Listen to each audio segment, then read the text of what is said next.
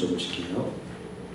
여러분, 결국 11장은 무슨 얘기를 하냐면 교회가 대적들의 핍박을 받으면서 하나님의 보호하심 아래 거하면서 증인으로서 사명을 감당하라라는 뜻입니다. 오늘 가르쳐주는 한 가지, 고난의 기간이 있다는 거죠. 중요한 건 이 기간을 왜 허락하십니까? 하나님은요, 폐역한 세대가 이 3년 반의 고난을 통해 결국 자기에게 돌아오기를 원하십니다.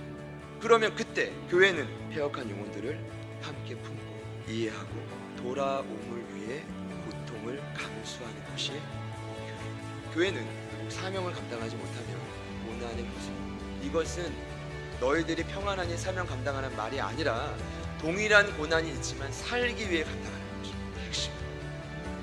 그냥 사명 감당할 수 있다. 내가 나의 두 증인에게 권세를 줘. 여기서 말하는 두 증인은 이 거룩한 성인 교회를 뜻합니다. 복음 전도의 사명을 감당하는 교회를 강조하는 것입니다. 권세는 어떤 뜻입니까? 힘입니다. 여러분, 교회가 왜 힘이 있게요? 권세가 있기 때문에. 교회가 말씀을 선포하고 가르치는 능력은 사람의 지식이나 머리에 없다고요. 오직 성령이 임해야 가능합니다. 내 안에 있는 내주하시는 성령님이 나를 사로잡아야만 합니다.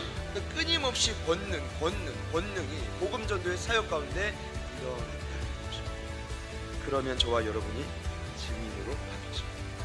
그제서야 교회는 세상의 어둠을 밝히는 촛대가 됩니다. 여러분, 성령의 권세가 강력하면 강력할수록 저와 여러분의 삶에 어떤 일이 벌어지냐면 진리의 예수님 안에 속하게 되어 있습니다.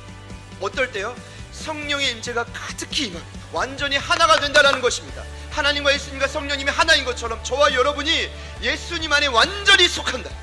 그러면 어떻게 돼요? 비록 이 땅의 삶에 고난이 있어도 예수님이 나와 함께 하시면 경험하는 불평과 원망 대신 그 입술에는 감사와 소망이 있죠.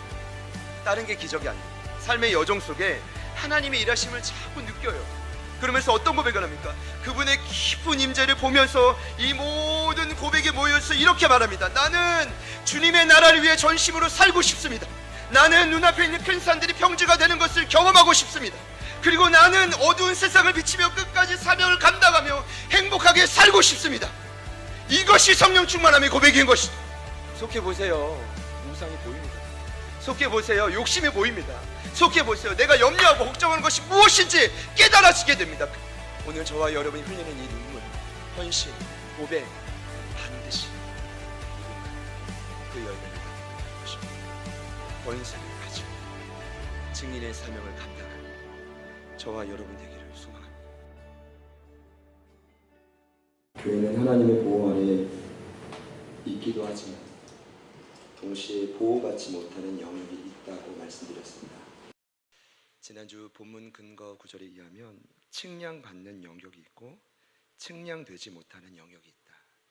측량받고 보호받는 영역은 무엇입니까? 영적인 보호다. 예배할 때 누리는 기쁨과 소망과 능력이 바로 그것입니다. 그러나 세상으로 다시 나아가면 필연적으로 저와 여러분은 고난을 맞이할 수밖에 없습니다. 이게 바로 보호받지 못하는 영역입니다. 저희들도 그 전염병 위험 아래 사실 동일하게 노출되어 있습니다. 한국정신건강학회에서 지난주 발표에 의하면 18.6% 대한민국 국민 중 그 퍼센티지가 우울증 고위험군 환자다. 3, 4월 달은 괜찮았다고 합니다. 다 같이 힘드니까 으쌰으쌰 이겨내보자. 그런데 다시 확산되자 빈부의 격차는 커지고, 나라에서는 이걸 양극화라고 표현하지만, 좋게 표현하면 양극화지만, 가난한 사람은 더 가난해지고 힘이 들어져 가자 상대적인 박탈감으로 더 많은 우울증 환자가 급증하게 될 것이다. 근데 전문가들의 의견은 그렇습니다. 과거에 큰 재난이나 쓰나미가 한 나라를 덮치면 그때는 이겨내는데 보통 이 현상이 언제 폭발하냐면 2년 후에 폭발한다고 합니다. 쌓아놨던 그 상처와 아픔과 인내가 보통 2년 정도 지나면 그때 폭발한다. 그때 자살률이 확 늘어난다는 거예요. 여러분, 그뿐 아니라 지금 세상의 수많은 환난과 역경 앞에 저희들이 동일하게 노출되어 있습니다. 중요한 사실은 교회된 저와 여러분은 달라야 된다. 아니, 달리 살아갈 수밖에 없다. 이유는요, 교회에 주신 소명 때문입니다. 여러분, 소명이 무엇입니까? 부르심. 부르심이 무엇입니까? 여러분을 부르신 목적입니다. 그럼 어떤 목적을 위해 살아야 됩니까? 세상에서 악한 사단의 종노릇 하던 저희들을 예수님이 머리 대신 몸된 교회의 각 지체로 불러주신 목적입니다. 여러분, 그 목적은 무엇입니까? 신앙인들이 반드시 목적대로 살려고 하는데 그 목적은 무엇입니까? 그럼 그 목적대로 살려면, 교회에 지체된 그 목적대로 살려면 어떻게 살아야 됩니까? 저는 분명히 말씀드립니다. 저와 여러분이 현재 타고 있는 이 구원의 방주의 선장 되신 구주 예수님을 제대로 따라가야 됩니다. 제대로. 작년 1월이었죠. 지금은 이제 아주 든든한, 벌써 교회 아주 일꾼이 되셨어요. 지금 청소년부에서 다음 세대와 함께 싸우고 있는 우리 박성수 집사님, 1월 달에 새가족반 교육을 받을 때 아직도 기억나요. 검암 앞에 있는 모 빵집에서 1주차 교육을 할 때 예수가 구주임을 설명하고 있었어요. 여러분, 예수가 왜 구주입니까? 그가 아들을 낳으니 이름을 예수라 하라. 이는 그가 자기 백성을 저희들의 죄에서 구원할 구주다. 할렐루야. 구주의 헬라어 소조에 세 가지 의미가 있다고 말씀드렸습니다. 바다에 빠진 사람을 구원의 방주로 건지는 자, 끝이 아닙니다. 건졌다면 그 배가 어떤 풍파에도 흔들리지 않게 지켜주는 영적 장수. 마지막 세 번째 구주의 의미는 지켜줄 뿐 아니라 목적지까지 인도하는 항해의 키맨. 이걸 설명드렸더니 집사님이 막 놀라시면서, 해군 장교 출신이라 배의 키를 잡아본 경험이 있는데 맞대요. 조금만 방향이 틀어져도, 각도가 틀어져도 큰일 난다는 거 이해가 되시죠? 신앙생활도 마찬가지입니다. 그분이 원하시는 궁극적인 목적대로 살아야 되는데 그 목적이 도대체 뭐냐? 아니, 말씀을 공부하고 알고 암기하고 저희가 훈련을 끊임없이 하지만 그 목적이 뭐냐? 매번 점검해야 됩니다. 목적은 교회가 어두운 이 땅에 참된 소금과 빛이 되는 것입니다. 그래서 방황하는 영혼들을 끊임없이 살리는 것입니다. 여러분, 물론 쉽지 않습니다. 오늘 요즘 때 같으면 불가능해 보입니다. 저희들의 힘으로는 불가능합니다. 그래서 하나님이 지난주 말씀하신 것처럼 교회에 권세를 주신 것입니다. 마치 누구처럼요? 두 감람나무, 총독과 대제사장이었던 스룹바벨과 여호수아처럼 성령의 강력한 기름 부으심, 그 권세로 큰 산들을 평지로 만들며 이스라엘의 제2성전을 황무지에 세웠던 것처럼 엘리야와 모세가 성령의 강력한 권능으로 불을 내리며 선지자의 사명을 능히 감당한 것처럼 요한, 너와 초대교회 성도들인 너희들 다시 한번 이 권세와 능력과 힘을 허락해 줄 테니 구해라. 이것이 하나님이 요한에게 주셨던 음성이었습니다. 여러분, 그래서 오늘도 간절히 저희들은 주께 부르짖어 기도해야 됩니다. 성령님, 성령의 권세로 우리 위에 충만하게 입혀 주십시오. 이것이 없다면 모든 말은 사람을 죽일 수 있더라고요. 이것이 없다면 사랑이 없어요. 이것이 없다면 분열을 일으킵니다. 저는 소망합니다. 이 힘으로 여러분 눈앞에 있는 모든 큰 산들이 평지가 되는 역사가 일어날 것입니다. 그리고 끝까지 돌이키지 않는 주변의 영혼들이 여러분을 통해 주께로 돌아오는 역사가 반드시 일어나게 될 것입니다. 여러분, 할렐루야. 이 결단의 마음으로 같이 암송하시겠습니다.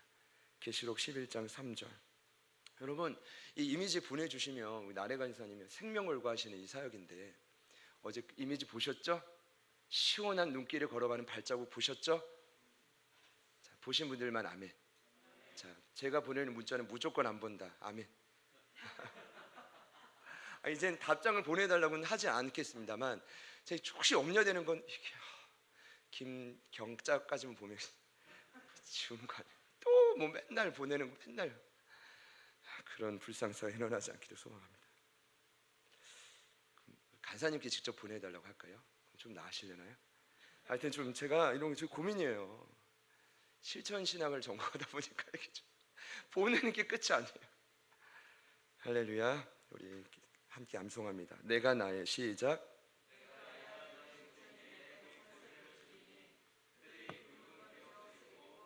1261을 예언하리라. 아멘.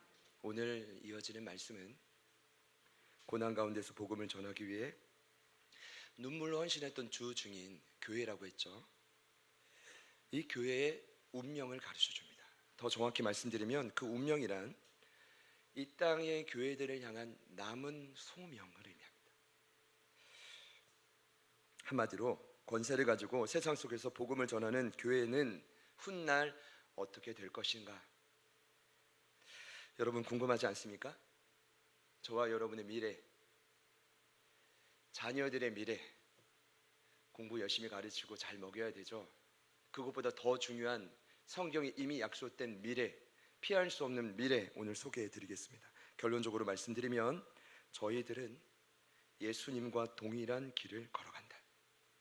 여러분 2000년 전 예수님이 어떻게 이 길을 걸어가셨습니까? 4가지 단어입니다. 고난, 죽음, 부활, 승천. 다시 한번요. 고난, 죽음, 부활, 승천. 이 길을 요한 두 증인된 초대교회 너희들도 동일하게 따라오게 될 것이다. 그래서 오늘 요한은 이 교회의 남은 여정을 예수님과 동일하게 11장을 보면 묘사하고 있는데 제가 이번에 깨달은 것이 있습니다. 이게 뭐냐면 여러분 교회가 감당해야 될 사명은 첫 번째로 예수님을 전하는 게 중요하지만 예수님을 전하는 것만이 아니라 교회인 성도들 우리는 예수님이 걸어가신 그 길을 그대로 따르는 삶으로 증명해야 한다. 교회의 궁극적인 이김은 그 승리는 오늘 말씀에 나오지만 부활과 승천의 그 놀라운 역사는 그래서 이 땅에서 죽음과 같은 고난을 통과할 때만 가능하다. 그럼 이런 얘기 많이 들어보셨죠? 여러분 고난 없는 영광은 가짜입니다. 기독교에서 십자가를 말하지 않는 부활은 허상입니다. 아무리 열심히 말씀을 가르쳐도 결론이 십자가가 아니면 가짜입니다. 왜냐하면 그것으로 자기 의를 삼고 결국 자기를 드러냅니다. 안 알아주면 서운하고 분열이 일어납니다. 오늘 이 놀랍지만 가장 기본적인 진리를 오늘 본문 말씀이 저와 여러분에게 가르쳐주고 있습니다. 여러분 저희가 더 이상 적당히 하지 않기를 소망합니다. 오늘 말씀을 근거로 흉내만 내지 않기를 소망합니다. 제대로 온전히 주님을 따라갈 수 있기를 소망합니다. 자, 그러면 삽니다. 옆에 있는 분들께 선포합시다. 그러면 살아납니다. 첫 번째로 제가 소개하는 건 지난주에 권세와 능력을 힘입고 이 마지막 때에 스룹바벨처럼 모세와 엘리야처럼 열심히 증인 감당한다. 근데 그들이 결국 어떻게 되느냐? 결론은 피할 수 없는 고난으로 죽습니다. 여러분 안타깝지만 이것이 앞으로 저희 교회들이 맞이해야 될 운명입니다. 7절 말씀 같이 한 번 더 읽겠습니다. 그들이 시작.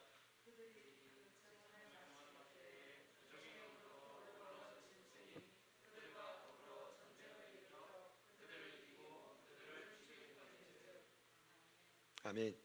그 7절 말씀을 보면 그들이 증언을 마칠 때에 무적행으로부터 짐승이 올라와서 교회인 증인들과 싸우는데 안타깝게도 교회가 집니다. 그리고 심지어 순교당합니다. 이기면 좋겠지만 이것이 저와 여러분의 이제 그 운명인데 여기 자세히 보면 제가 좀 헷갈렸던 게 증언을 마칠 때 여러분 이 말이 뭐예요? 증언을 마치는 막바지에 짐승이 올라와서 괴롭혔다는 말인데 제가 볼 때는 상식적으로 이해가 안 돼요. 지금 저희들은 마지막 때가 아닌데도 괴롭거든요. 여러분 저만 그래요? 마지막 때가 아닌데도 신앙을 지키기 어렵거든요. 그래서 이 원문을 봤더니 증인을 마칠 때가 정확한 번역이 아니에요. 거기서 마칠 때는 헬라어로 호탄이라는 부사입니다. 어떤 뜻이냐면 when이 아니라 while. 한마디로 어떠한 시점을 의미하는 게 아니라 어떠한 기간을 의미합니다. 정확한 번역은 이렇습니다. 복음 전도를 마치는 순간 짐승이 올라온 게 아니라 복음 전도를 하는 동안 내내 무정행으로부터 나온 짐승은 우는 사자처럼 복음을 전하는 교회들을 끊임없이 괴롭힌다는 겁니다. 공감하시는 분들만 아멘 해보실까요? 자, 근데 중요한 건 짐승이 누구냐? 그냥 여러분 우리 어느 정도 유추합니다. 이 짐승은 아마도 악한 사단일 것이다. 근데 여러분 세계 역사를 주관하신 하나님의 말씀을 자세히 보면 여러분 사실 요한과 초대교회 성도들은 이 짐승이라고 할 때 단번에 합니다. 도미티안이 아니라 그들은 구약 성경이 능통한 자이기 때문에 어떤 성경이 떠오르냐면 구약의 묵시, 구약의 요한계시록이라고 하는 다니엘서 7장에 나온 네 짐승의 환상을 떠올렸을 것입니다. 여러분, 다니엘이 누굽니까? 젊은 나이에 포로로 끌려갔지만 그 세계 최강대국에서 2인자로 평생을 살았습니다. 물론 마지막 바벨론의 그 벨사살 왕 때는 좀 힘을 잃긴 했지만 그 벨사살 왕 원년 때 그가 꿈을 꿉니다. 이 꿈은 느부갓네살 왕이 꿨던 꿈의 재현인데 다른 모습으로 이 세상을 통치할 왕들을 네 짐승으로 표현하고 있습니다. 그러니까 여기서 저희들은 알 수 있습니다. 하나님이 세상 역사의 주관자이십니다. 이 역사의 주관을 다니엘에게 그대로 가르쳐 준 것이고, 여러분, 결론은 메시아의 초림과 재림을 통해 그 모든 역사가 완성된다라는 것입니다. 이 다니엘서의 결론인데 7장 보시면 이제 네 짐승이 좀 나와요. 간략히 말씀드리면 첫 번째 짐승, 바다에서 나왔다고 되는 이 바다가 무적행입니다. 첫 번째는 사자와 같다. 독수리의 날개가 있고 사람처럼 두 발로 힘차게 서 있는데 이들은 사람의 마음을 빼앗는다. 악한 사단이 하는 짓이죠. 마음을 빼앗는다. 두 번째 짐승, 곰과 같다. 몸 한쪽은 들려 있고, 제가 좀 상상해 봤거든요. 이미지도 막 찾아봤는데 입에 갈빗대 3개가 이렇게 물려 있어요. 절 잘 보세요. 갈빗대 3개 물려 있는. 절 보세요. 눈을 감지. 여러분, 눈을 감지 마시죠.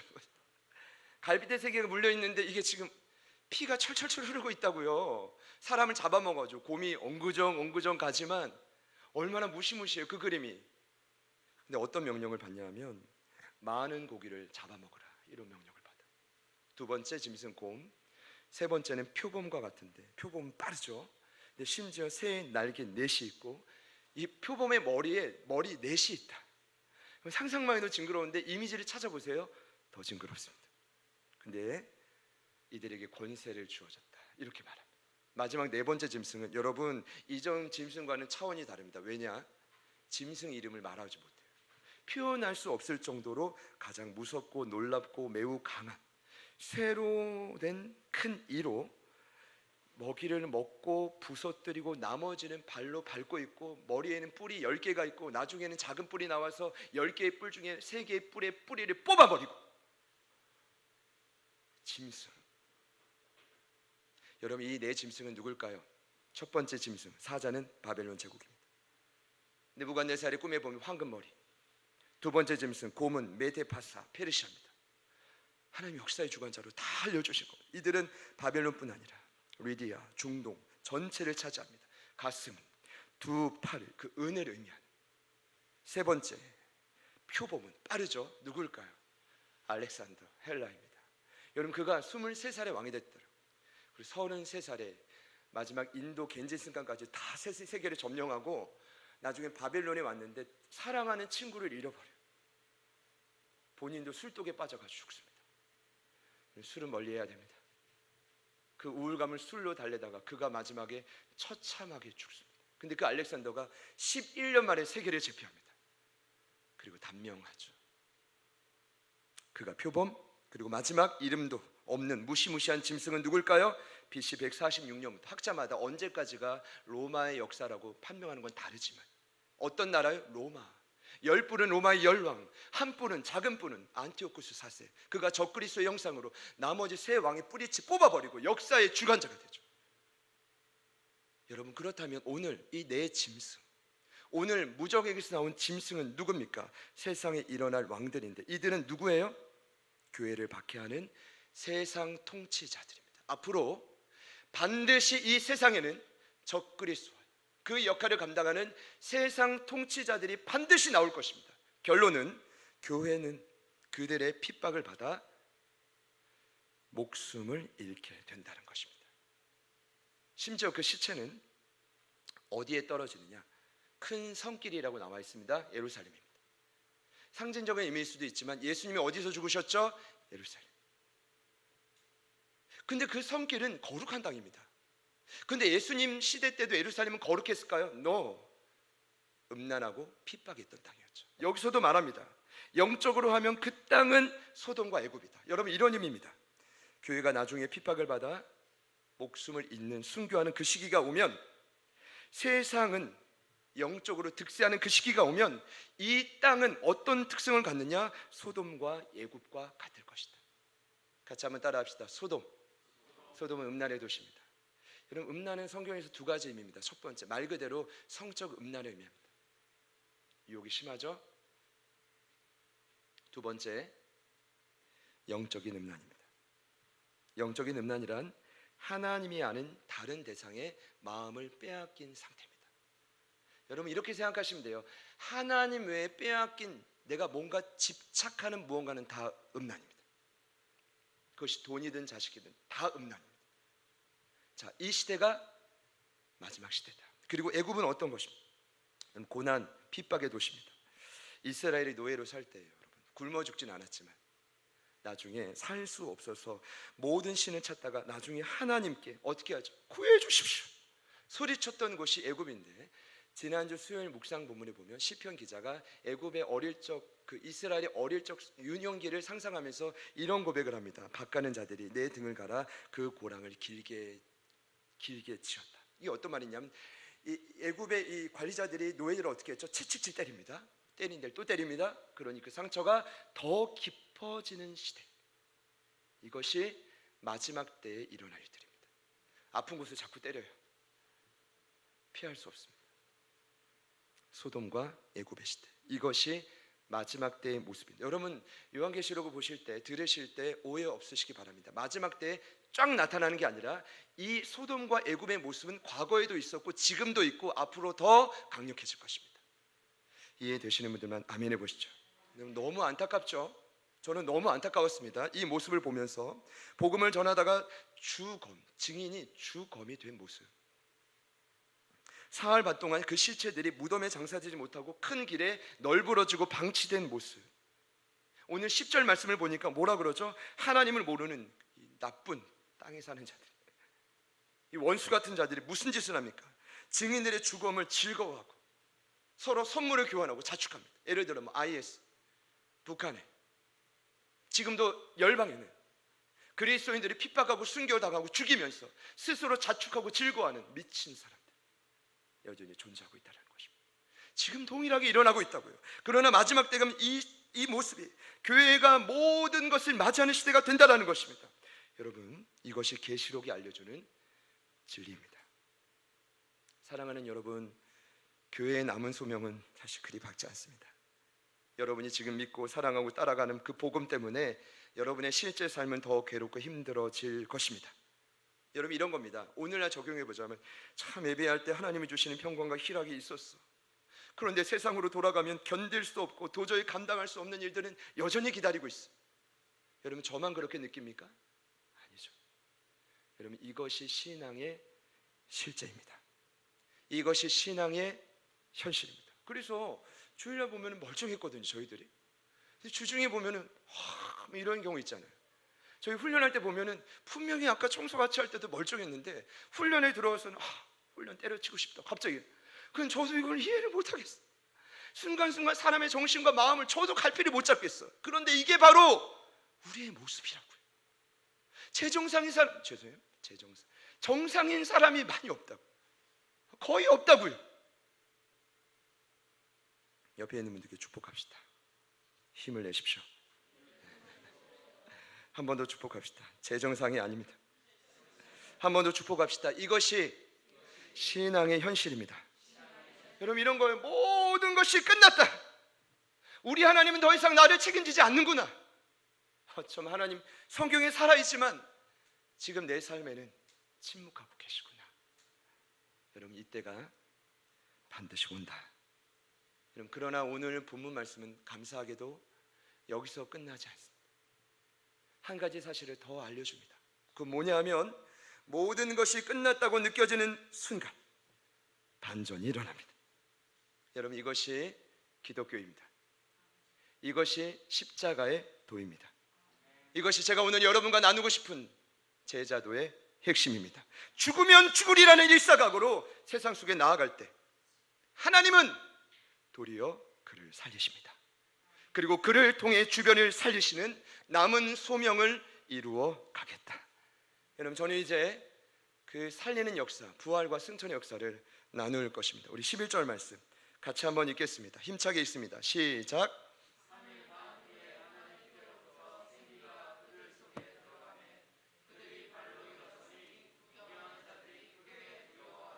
오늘 말씀을 보니 3일 밤이 아니라 반 후에 그들이 벌떡 일어납니다. 여러분, 왜 3일 반일까요? 예수님 길 따라가려면 3일이어야죠. 그렇죠? 성경의 삶은 철저한 죽음을 상징하는 수이고 72시간은 이 생물학적으로 더 이상 소생할 수 없는 그런 시간입니다. 그래서 3일장을 치르죠. 저는 이렇게 해석했습니다. 3일 반은 예수님의 뒤를 따라가지만 더 강력한 죽음과 고통에서 그 시체가 널브러진 상황, 도저히 소생할 수 없는 상황을 강조하는 표현입니다. 3일 반. 앞서 나온 3년 반. 그래서 이제 좀 약간 보면 그런 좀 툴을 좀 좋아하는 것 같기도 하고. 어쨌든요, 중요한 건 지금 교회 성도들은 죽었고, 아마 제가 생각할 때 그 시체가 방치가 됐는데, 보통 전쟁터의 역사를 보면은 그냥 시체를 죽이고 칼로 찌르고 그냥 두지 않고 막 밟죠. 알렉산더가 인도와 싸울 때 보면은 코끼리가 막 적군들을 밟아버려. 인도 막 미친 듯이 달려가서 승리하지만 결국, 그러니까 아마 그 지금 큰 성길에 널브러진 그리스도인들, 증인들의 시체는 아주 그냥 형용할 수 없는 형체였을 것입니다.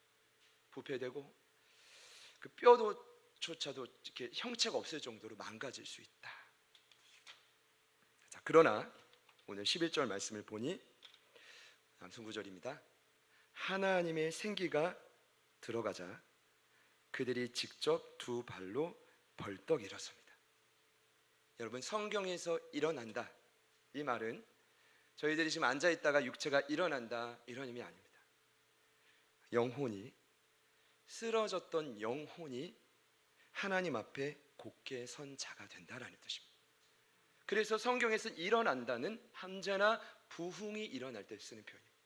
부흥이 뭡니까? 첫 번째 생명을 갖는 게 아니라 원래 인간의 생명이 있었습니다. 아담과 하와는 죄를 짓고 성령이 떠나갔고 다시 예수를 믿을 때 그 성령이 들어옴으로 부흥합니다. 우리 그렇게 부흥을 맛봤습니다. 그러나 또다시 세상의 마음을 빼앗기고 타락하고 주님을 없인 여기다 다시 돌아온 우리는, 그 영혼은 다시 일어나야 될 의무가 있습니다. 이것을 우리는 리바이벌, 부흥이라고 합니다. 여기서 아마 말씀에는 생략되어 있지만 제가 생각할 때는 하나님이 이렇게 말씀하셨을 겁니다. 야, 그 시체들을 향해 생기야 들어가라 이렇게 말씀하셨을 거예요. 그리고 오늘 11절에 나온 것처럼 그 생기가 들어가는데, 여기서 말하는 생기는 푸뉴마입니다. 영이라고 하지만 하나님의 성령을 의미합니다. 말씀과 성령. 여러분, 구약 성경을 보면 다시 일어나는 부흥의 역사를 자세히 보면 반드시 필요한 두 가지 요소가 있습니다. 뭘까요? 말씀과 성령입니다. 첫 번째, 이 말씀을 그럼 우리의 삶에 다시 경험하려면 어떻게 해야 됩니까? 예배, 설교, 그리고 묵상, 통도, 공부, 암송, 암기, 끊임없이 말씀 안에 거하기 위해 노력해야 됩니다. 그럼 성령을 경험하기 위해서 어떻게 해야 됩니까? 기도입니다. 여러분, 왜 기도일까요? 예수님 승천하실 때 남겨진 첫 번째 교회, 실제 예수를 머리로 한 첫 번째 교회 120명이었습니다. 그들에게 주어진 첫 번째 기도 제목이 무엇이었습니까? 성령의 능력으로 이 피울 때까지 한 걸음도 이 성을 떠나지 말거라. 성령 충만이었습니다. 그러니 말씀과 기도, 기도와 말씀, 이 두 가지의 신앙생활이 없다면 저와 여러분은 다시 일어날 수 없습니다. 에스겔서 37장을 보니 골짜기에 마른 뼈가 전 생각이 났습니다. 죽었지만 마른 뼈란 오래된, 죽은 지 오래된 뼈입니다.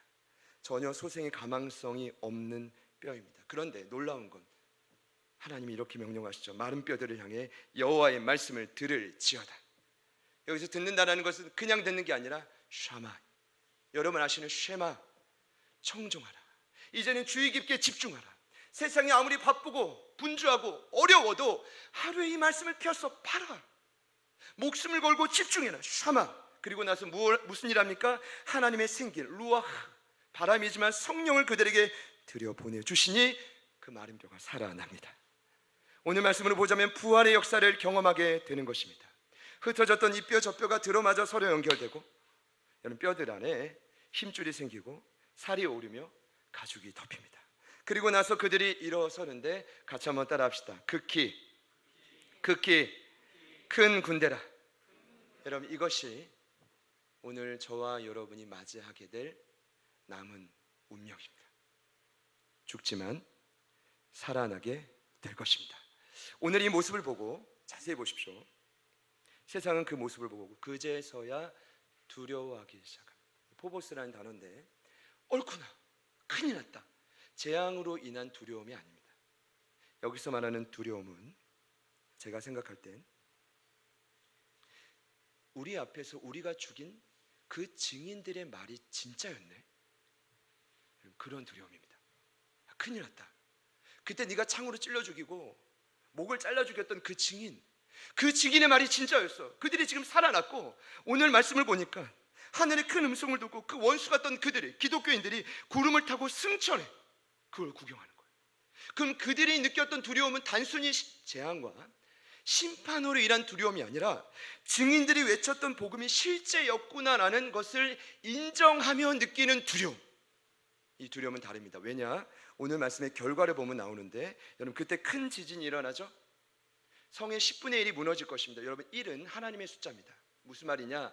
10분의 1만 심판한다는 말이 아니라 하나님은 모든 땅을 심판할 거야, 강력한 의지로 10분의 1을 무너뜨립니다. 그때 7천 명이 안타깝지만 죽고 감사하게도 남은 자들이 하나님께로 돌아옵니다. 여러분 여기까지 잘 청종해 주셔서 감사합니다. 자, 다 잊어버려 주셔도 되는데 여기서부터 너무 중요합니다. 여러분 놀라운 진리는 마지막 때가 됐을 때 교회는 끊임없이 증언하는 자들이 있을 거예요. 그들은 결국 죽고 부활과 승천의 역사를 경험하겠죠. 그런데 놀라운 건 결과는 두 가지입니다. 첫 번째, 그럼에도 불구하고 끝까지 복음의 귀를 막고 하나님께로 돌아오지 않는 자들은, 그런 불신자들은 여전히 있을 것이다. 두 번째, 그러나 그때 하나님께 돌이키는 구원받은 자의 수가 늘어날 것이다. 아니, 있을 것이다. 여러분 어떤 의미냐면 이런 것입니다. 여러분 저는 얼마나 반갑고 기뻤는지 몰라요. 이게 뭐냐 하면 오늘 요한계시록 제가 11장까지 왔는데 18번째 시간, 이 11장에 와서야 처음으로 회개하고 예수님께 돌이키는 자들이 나왔어요. 그럼 그 전에 누구였어요? 여러분 회개하고 돌이킨 불신자들이 아니었어요. 누구 이야기였어요? 교회 이야기였어요. 이미 성령의 인치심을 받고 구원받은 그들의 이야기였고 오늘 11장에 와서야 처음으로 회심하는 자들이 나왔다고요. 할렐루야. 여기서 우리에게 주시는 놀라운 진리가 있습니다. 하나님이 허락하시는 7인 7나팔의 재앙, 그리고 앞으로 살펴보게 될 7 대접 재앙, 여러분 그 심판을 통해서는, 무시무시한 심판을 통해서는 주께로 돌아오는 자는 없다라는 겁니다. 그러나 두 증인, 그 교회의 복음 전도로 더 나아가 목숨을 바친, 생명을 바친 헌신과 눈물로 회개하는 자가 그때 생긴다는 거예요. 얼마나 중요한 진리인지 모르겠습니다. 여러분 이렇게 정리하시면 되겠습니다. 막상 재앙과 심판이 일어나면 그 불신자들이 옳구나, 죽게 돌아올 것 같죠? 오늘 말씀의 결론은 그렇습니다. 그렇지 않다라는 거예요. 그들의 마음이 고난 가운데 더 싸나워지고 더 완악해지고 더 굳어진다. 그러면 교회는, 아니, 그러면 그들은 언제 회개하느냐? 두 증인이 목숨을 걸고 생명 바쳐 증언을 하는, 그리고 그들 앞에서 죽어지는 모습을 보여줄 때만이, 그리고 하나님이 그 영혼을, 증인들을 살리는 모습을 볼 때 돌아온다는 거예요. 이것이 남은 교회의 사명입니다.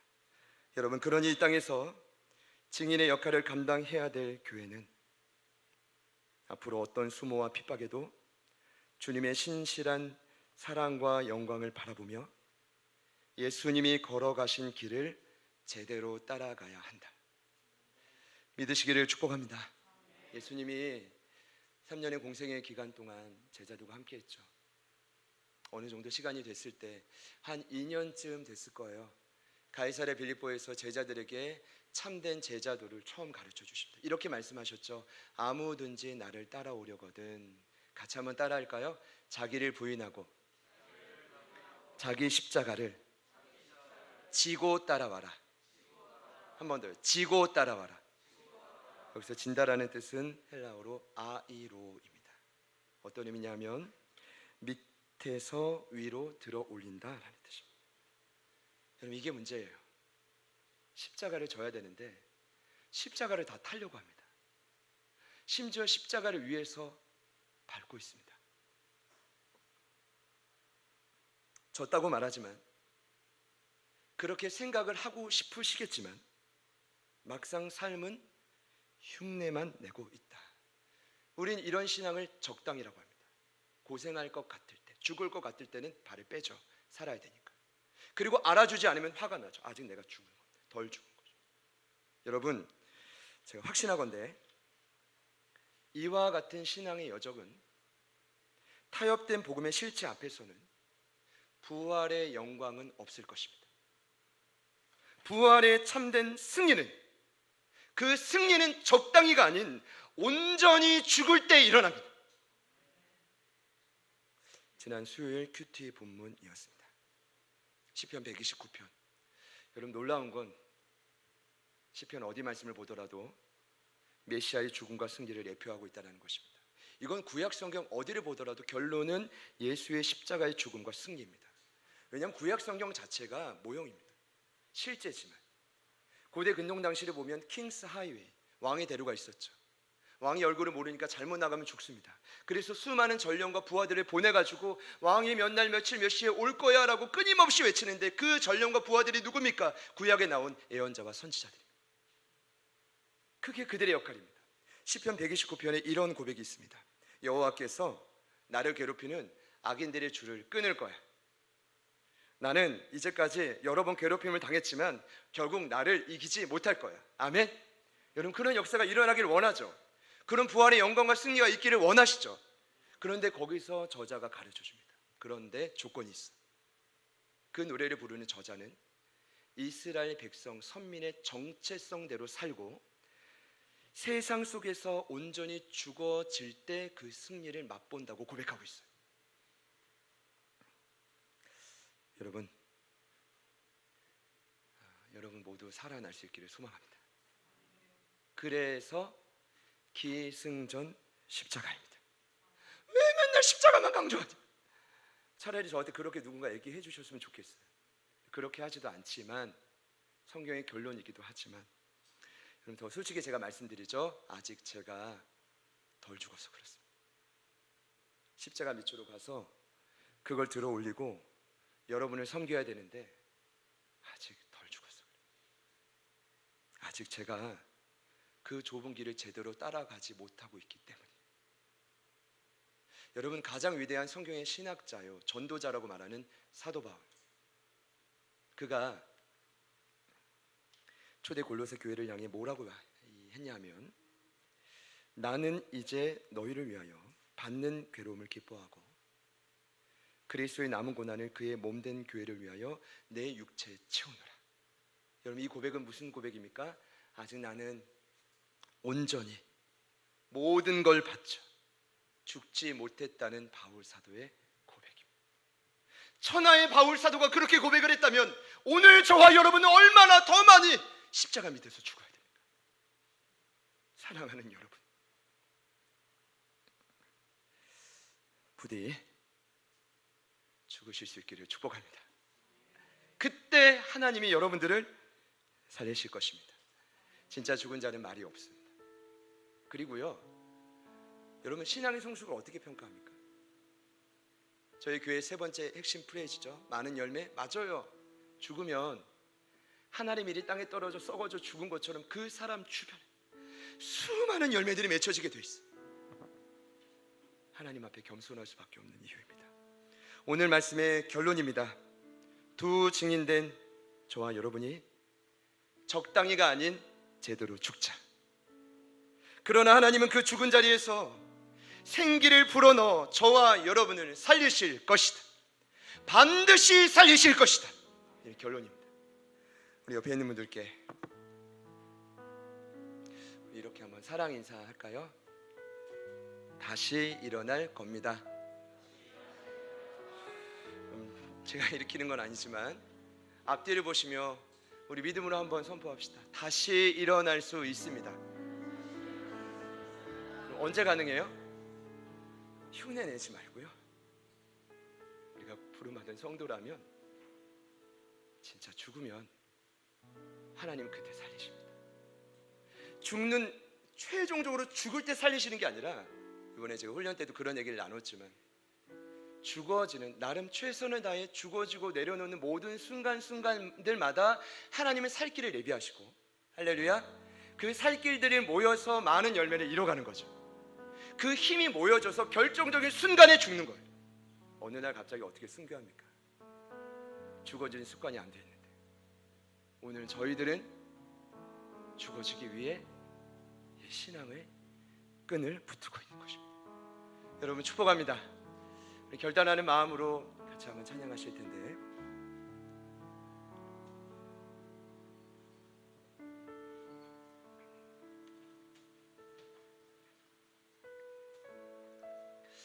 여러분 오해 없으셨으면 좋겠습니다. 제 말씀을 나눌 때는 제 마음에 성령님 허락하지 않은 내용은 얘기 안 하려고 하거든요. 이 말이 뭐냐 하면 저에게 하는 이야기입니다. 근데 여러분, 안타깝게도 여러분이 부족한 이 종과 함께 한 배에 타서 목자 되신 주님을 따라가고 있지 않습니다. 저는 오늘 이 메시지가 오늘 이 공동체가 살 수 있는 길이라고 믿고 선포하는 것입니다. 여러분 자리에서 그 타협된 복음, 놓쳐버린 복음, 타협하고 여전히 내려놓지 못하는 접점이 어디입니까? 그걸 내려놓으시면 하나님이 생기를 불어 넣어주신다. 부활과 승천의 역사를 보게 하신다. 오늘 이 한국교회 위기라고 합니다만 제가 볼 때는 살아날 기회입니다. 얼마든지 살아날 기회입니다. 그리고 아직도 믿지 않는 수많은 불신자들이 넘쳐나고 있는 이 시대 가운데 믿는 자들의 수를 날마다 더할 수 있습니다. 우리가 죽으면 가능한 일입니다. 우리 그 믿음으로 같이 한번 고백하실 때 여러분의 삶에 살아나는 역사가 일어나기를 소망합니다. 찬양하겠습니다.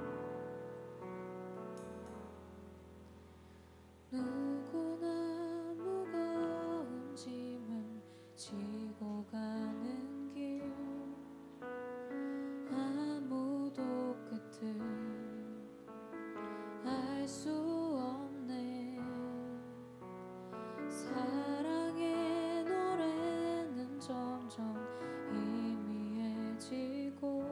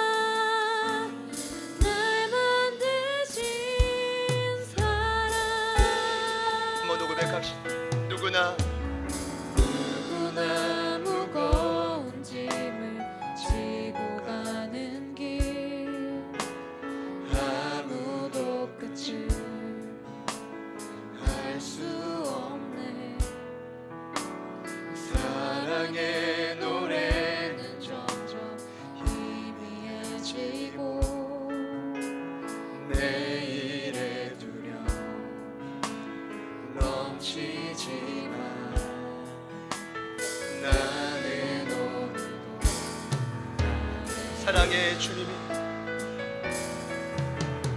사랑의 주님이 나를 부르신 그 길 나의 힘으로 갈 수 없네 믿음의 길 위에 주가 예비하시니 십자가 사랑 십자가 의지하라. 의지하며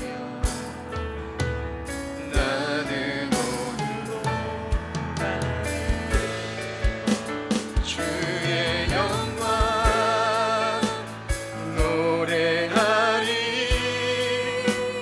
더 이상 나 버틸 힘이 없어도 모든 상황 끝에서 다시 설 때 알게 되리라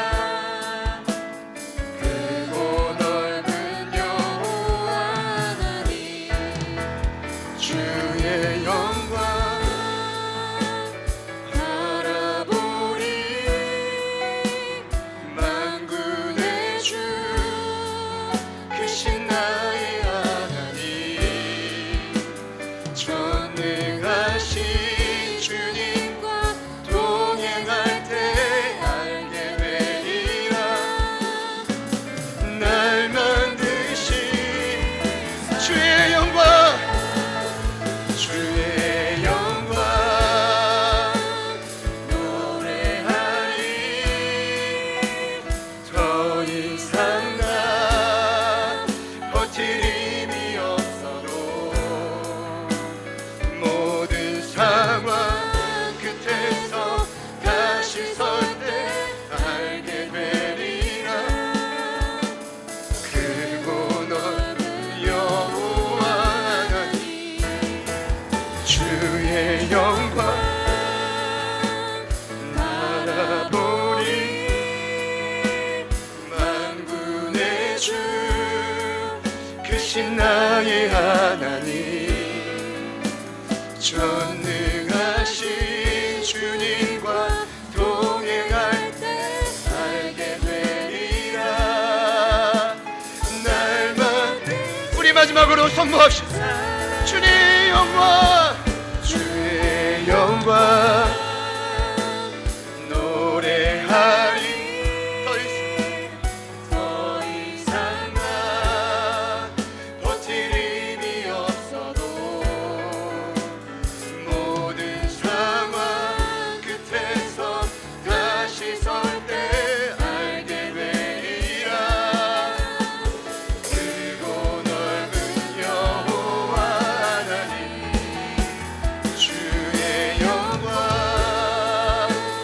바라보리 만군의 주 만군의 주 크신 나의 하나님 크신 나의 하나님 전능하신 주님과 동행할 때 알게 되리라.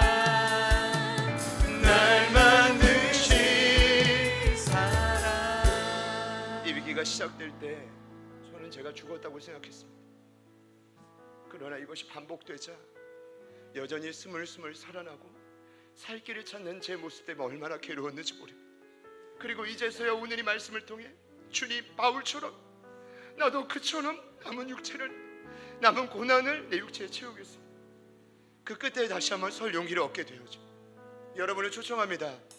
삶의 어떠한 위기든지 그것이 마지막이요 하나님 내가 최종적인 코너에 달렸습니다 라고 생각되시는 분이 있다면 두 손을 가슴에 모아 보시겠습니다.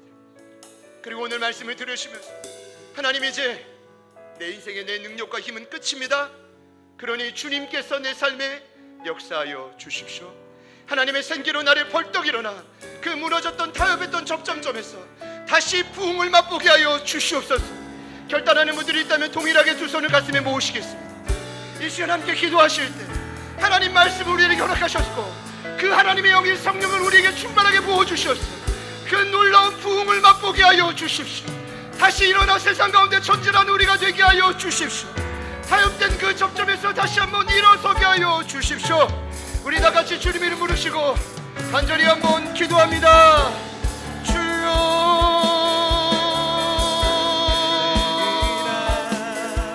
주님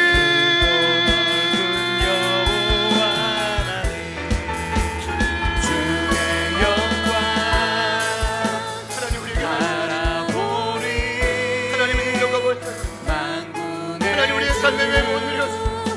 하나님 왜 우리가 죽어지지 못하는지 하나님 오늘 그들이 걸어가는 그 길을 바라보면 신앙의 현실을 마주하며 하나님과 철저히 죽어지고 철저히 고난을 통과하며 하나님 더 이상 내 인간 능력으로 살 수 없어 하나님 내가 항복하고 왔어 하나님의 도우심을 간절히 구합니다. 하나님 이 고백을 우리가 올려드리기를 소망하오니 하나님 우리에게 시간 찾아와 주시옵소서. 하나님의 나라와 능력이 우리 가운데 있기를 소망합니다. 하나님 감사드립니다. 하나님과 날마다 주님의 은혜와 축복과 능력 아래 하나님 날마다 주님 이야기를 간절히 소망하며 나아갑니다. 하나님 아버지 도와주십시오. 하나님 아버지 도와주십시오. 주님 일어나 성령님 도와주십시오. 하나님의 생기를 우리 가운데 불어넣어 다시 한번 하나님의 말씀을 우리 가운데 불어넣어 주십시오. 주님 영광 하나님 그들마다 살아나는 영 하나님 모든 지체들마다 변화되는 역사 일어나야지 하나님 죽은 그 자리에서 살리시는 역사 하나님 그 죽은 그 자리에서 인간 능력을 포기한 그 자리에서 길을 열어가시는 역사 우리에게 일어나게 하여 주시옵소서. 하나님의 역사가 가슴 정마다 일어나게 하여 주시옵소서. 하나님 도와주시옵소서. 하나님 도와주시옵소서. 성령님의 역사 우리 인간 능력을 가능한 이 여정 하나님 간밤에 기도하며 따라가오니 하나님 우리 모두를 하나님 우리를 살려 하나님 살아나는 방법과 기술을 알게 하여 주시옵소서. 그것이 우리 남은 운명 하나님 남은 교회의 소명을 도하여 하나님 남은 이 주중일의 소명을 도하여 우리가 어떻게 하면 살아날 수 있고 어떻게 하면 부활의 역사를 누릴 수 있고 적당히가 아니고 흉내가 아니고 온전히 하겠습니다. 하나님 온전히 힘을 다하겠습니다. 주님을 따라가겠습니다.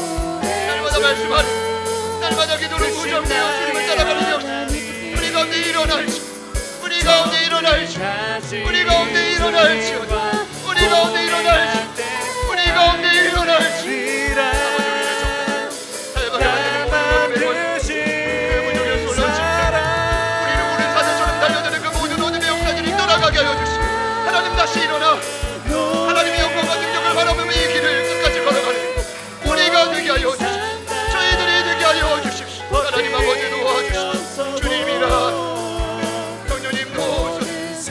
아버지 역사 아버지 하여 주시고 하나님 도와주시고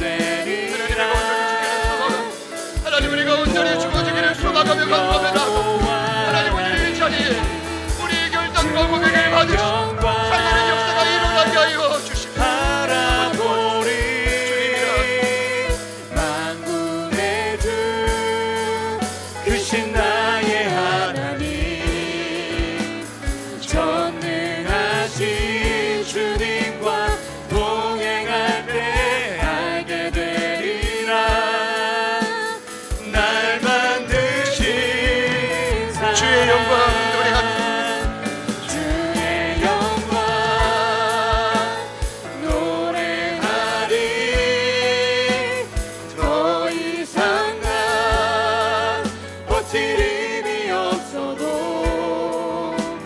모든 상황 끝에서 다시 설 때 알게 되리라 크고 넓은 여호와 하나님 주의 영광